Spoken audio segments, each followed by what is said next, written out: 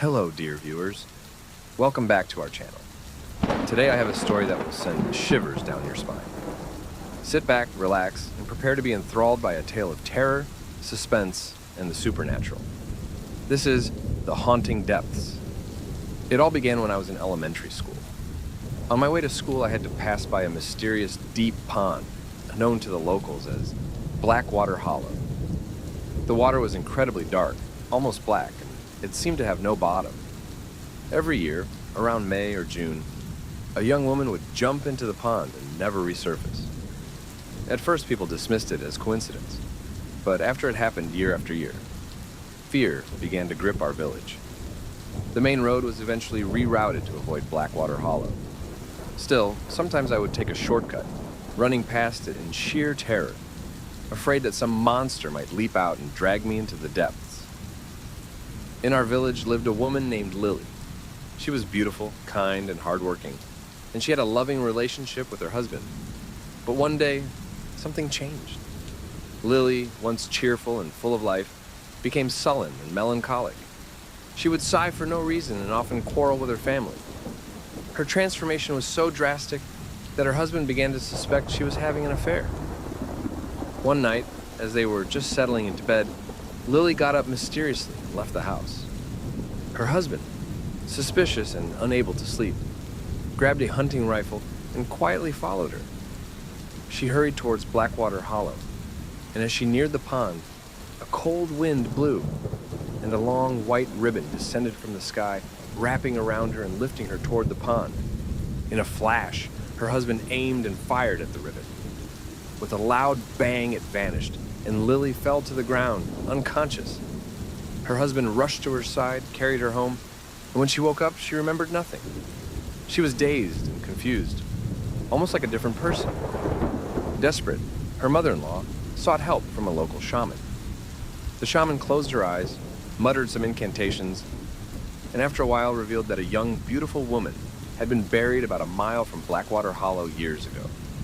Her grave faced a brick kiln's chimney, which turned her restless spirit into a malevolent entity, luring young women to their deaths. Following the shaman's instructions, Lily's family unearthed the grave and found the woman's body, looking as if she were merely sleeping. They drenched the corpse in gasoline and set it ablaze, burning it to ashes before reburying it. From that day on, no more young women drowned in Blackwater Hollow, and Lily gradually returned to her former self. Over time, people planted trees around the pond, transforming it into a scenic spot. The terrifying history of Blackwater Hollow faded from memory, replaced by the peaceful rustling of leaves in the wind. Years passed, and life in the village returned to normal. But the memory of those chilling events lingered in my mind. I couldn't shake the feeling that there was more to Blackwater Hollow than anyone knew. One summer, as I was visiting my old village, curiosity got the better of me. I decided to investigate the area around Blackwater Hollow one last time. It was late afternoon when I arrived at the pond. The sun was beginning to set, casting long shadows across the water. I walked around the edge, feeling a strange sense of unease. The trees that now surrounded the pond seemed to whisper secrets from the past. I reached the spot where Lily had almost lost her life and felt a cold breeze brush against my skin. Suddenly, I heard a faint voice calling my name. I turned around, but there was no one there. The voice grew louder, more insistent. It seemed to be coming from the water. I stepped closer to the edge, peering into the dark depths. The surface of the pond was eerily still, reflecting the last rays of sunlight. The voice called out again, and this time I recognized it. It was Lily's voice, but distorted as if coming from another world. "Help me," it pleaded. My heart raced as I looked around, searching for any sign of her. Then, to my horror, I saw a pale hand reach out from the water, followed by a face twisted in agony. I stumbled back, my mind reeling. Was this some kind of hallucination?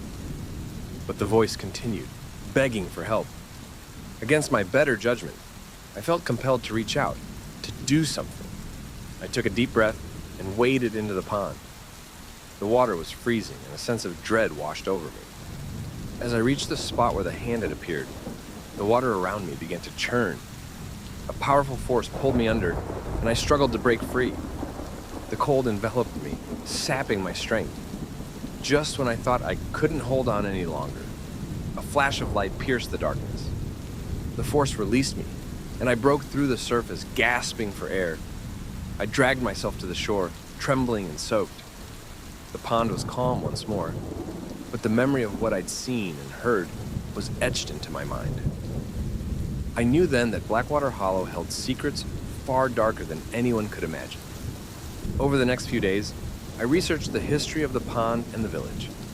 I discovered that long before it was called Blackwater Hollow, the area had been the site of a brutal massacre.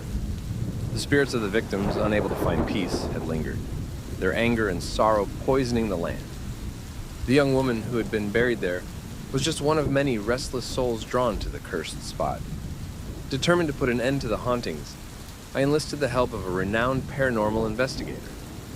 Together, we planned a ritual to cleanse the area and release the trapped spirits.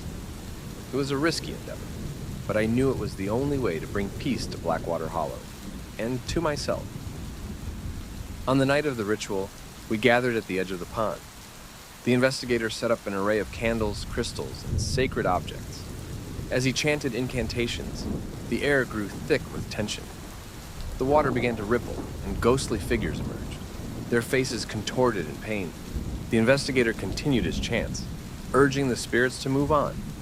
Suddenly, a fierce wind whipped through the trees, and the candles flickered wildly. The spirits resisted, their anger manifesting in a swirling vortex above the pond. I felt an overwhelming sense of fear, but I stood my ground. Then, just as quickly as it had started, the wind died down. The spirits began to fade, their expressions softening as they ascended into the night sky. The investigator's voice grew softer, and the candle's flames steadied. Finally, the last of the spirits vanished, and a profound silence settled over Blackwater Hollow. Exhausted but relieved, I thanked the investigator for his help. As we packed up our equipment, I felt a strange calm wash over me. The haunting presence of Blackwater Hollow had been lifted, and the spirits had found peace at last. In the weeks that followed, the village experienced an unprecedented sense of tranquility. The once eerie pond became a place of reflection and remembrance. People visited it to pay their respects and to appreciate the beauty of the natural world. I often returned to Blackwater Hollow, not out of fear, but out of a deep sense of connection. The experience had changed me, opening my eyes to the mysteries and wonders of the unseen world. It had taught me that even in the face of darkness, there is always a way to find light.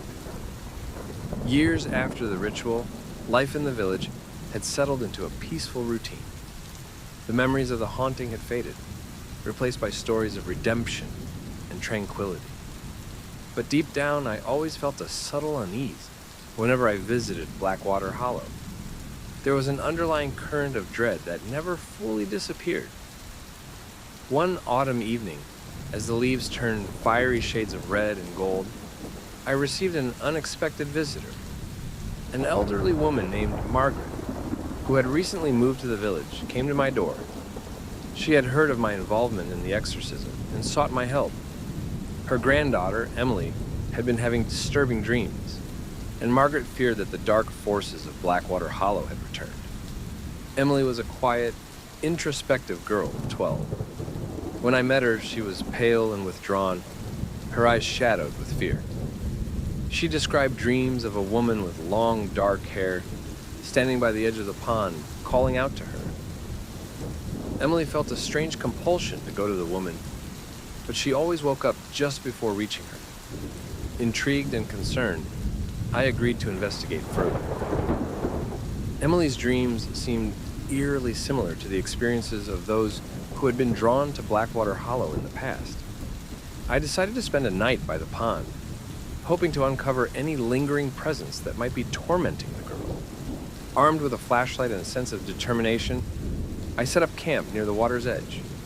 The night was cold and clear, the moon casting an ethereal glow over the landscape.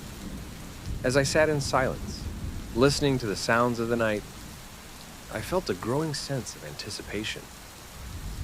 Hours passed, and just as I was about to give up, a faint mist began to rise from the pond. The mist thickened, swirling into a ghostly figure. It was the woman from Emily's dreams, her eyes filled with sorrow and desperation. She reached out toward me, and I felt an icy chill run down my spine. Summoning all my courage, I addressed the apparition. "Why do you torment the child?" I asked, my voice steady despite my fear. The woman's expression softened, and she began to speak, her voice a haunting whisper. "I am lost," she said. "I was drawn here by the pain and suffering of those who came before me. Their despair called to me, and now I am trapped. I mean no harm, but I cannot find peace." Her words filled me with a profound sadness. I realized that she, like the spirits we had released before, was a victim of the darkness that had once plagued Blackwater Hollow. Determined to help her, I asked how we could set her free. "The past must be healed," she replied. "The pain must be acknowledged, and the memories honored. Only then can I and the others move on." With a sense of urgency, I contacted Margaret and Emily the next morning. We decided to hold a ceremony to honor the spirits of Blackwater Hollow, acknowledging their suffering and offering our respect. The village came together, each person contributing a small token of remembrance. Flowers, letters, mementos of those who had been lost. On the night of the ceremony, we gathered around the pond, the air thick with emotion. As we spoke words of remembrance and lit candles, the mist rose once more. The woman's spirit appeared, joined by others, men, women, and children, each one a silent witness to the past. Together we honored their memories, and as we did, the air grew warmer, the sense of dread lifting. The spirits' faces softened, their forms becoming more transparent, until they gradually faded away, their souls finally at peace. Emily's dreams ceased, and she blossomed into a vibrant, happy child. The village, now free from the haunting presence, flourished. Blackwater Hollow became a place of healing and reflection, a reminder of the power of memory and the importance of facing the past. But my journey didn't end there. The experience at Blackwater Hollow opened a door to a new chapter in my life. I realized that the world is filled with places and stories that are haunted by more than just ghosts. There are echoes of history, remnants of emotion, and traces of the human experience that linger long after the events have passed. I began to travel, seeking out other locations with dark histories and untold stories. Each place I visited held its own secrets, its own lessons to teach. From abandoned asylums to forgotten battlefields, I encountered spirits and memories that needed acknowledgement and understanding. In one particularly haunting journey, I visited an old mansion known as Ravenwood. The locals spoke of strange noises, apparitions, and an overwhelming sense of dread that pervaded the place. As I explored the crumbling halls and shadowed rooms, I uncovered the tragic story of a family torn apart by betrayal and loss. The spirits of Ravenwood were not malevolent, but they were trapped in a cycle of grief and regret. Through careful investigation and a heartfelt ceremony of reconciliation, we were able to bring peace to the restless souls and restore a sense of harmony to the mansion. Another unforgettable experience took me to the desolate moors of a remote village called Coldstone. The villagers were plagued by sightings of a spectral rider, whose mournful cries echoed through the night. The story behind the haunting was one of love and vengeance, a tale that had been twisted by time and retold as legend. With the help of the villagers, we pieced together the true events and confronted the lingering spirit. By acknowledging the rider's pain and the injustice that had been done, we helped to release the spirit from its torment, bringing peace to both the ghost and the village. These experiences taught me that the world is a tapestry of stories, each one woven with threads of joy, sorrow, love, and loss.